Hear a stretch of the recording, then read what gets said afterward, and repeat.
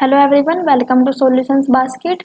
In the last lecture, we stopped here at the ACDS elements. Today we will read more about the transposable elements. Transposons in case of eukaryote. तो eukaryote के case में ट्रांसपोजोन कौन कौन से होते हैं आज हम वो सब पढ़ेंगे. तो first one is ACDS elements. तो यूकैरियोट में कौन से एलिमेंट्स ट्रांसपोजोन्स पाए जाते हैं? ACDS elements discovered by Barbara McClintock. तो जो ACDS एलिमेंट है इनको किसने डिस्कवर किया था? बारबारा मैकलिंटोक, जो कि एक बहुत फेमस साइंटिस्ट है. They are controlling element.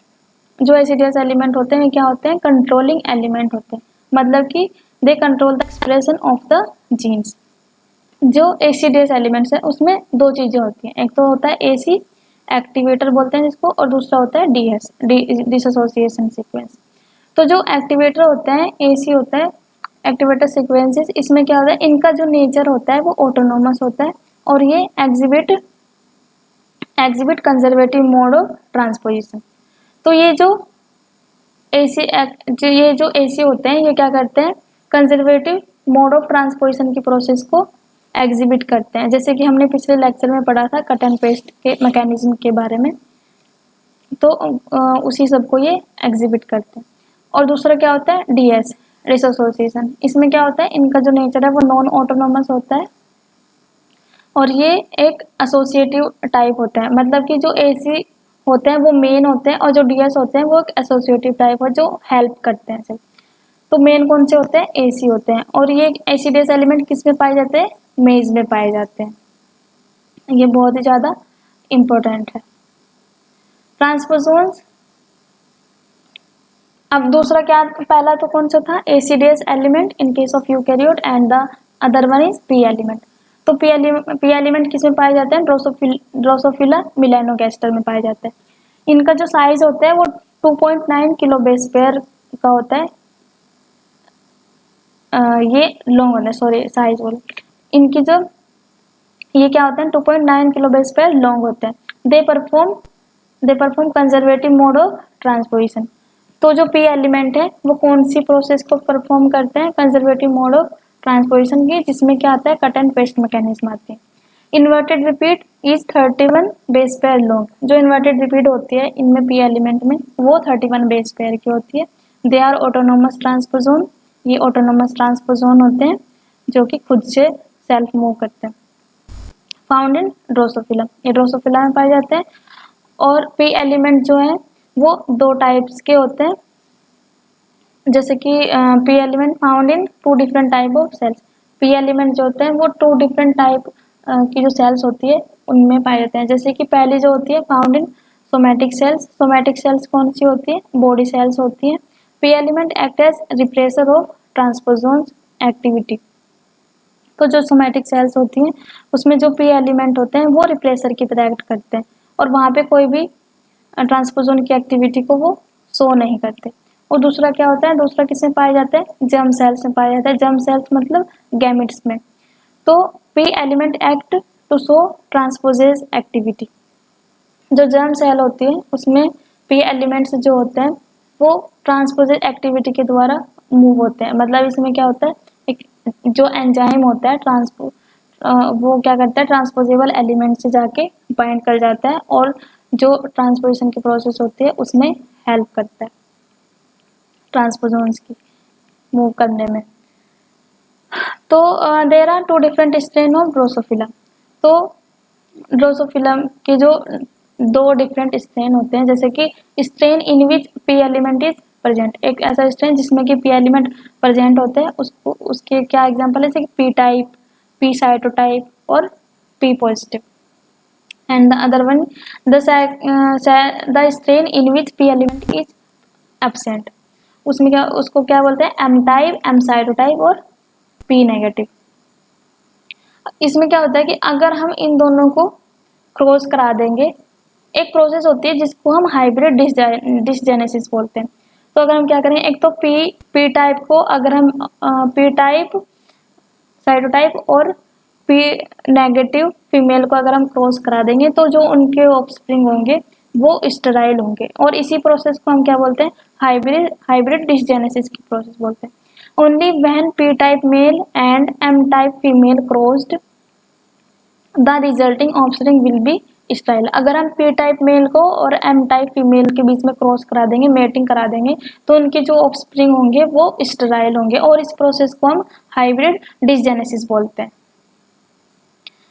तो जो फिर retro transposon they are more common in eukaryote. तो जो यूकैरियोट होते हैं उसमें मोर कॉमन कौन से होते हैं? रेट्रो ट्रांसपोजोन होते हैं। उनमें ट्रांसपोजोन मोर कॉमन नहीं होते, रेट्रो ट्रांसपोजोन कॉमन होते हैं। They exhibit copy and paste mechanism. तो रेट्रो ट्रांसपोजोन्स में कॉपी एंड पेस्ट मैकेनिज्म होती है।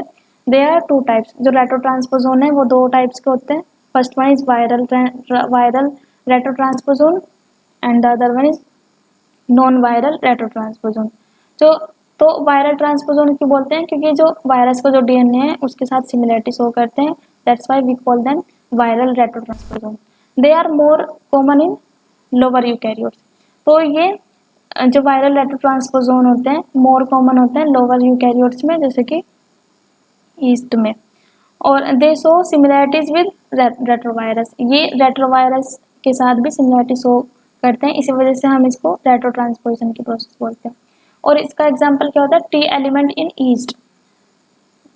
टी वाई एलिमेंट जो होते हैं ईस्ट में, सैक्रोमाइसिस सेरेविसिस, ये इसका एग्जांपल है। और ह्यूमन में क्या एग्जांपल है? The one in human.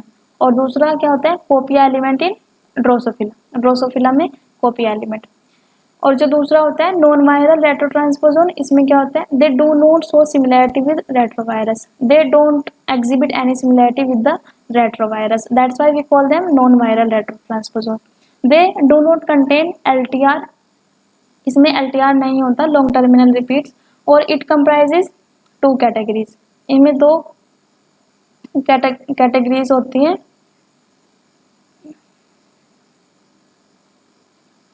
एक होता है LINE long interspersed nuclear element और दूसरा होता है साइन।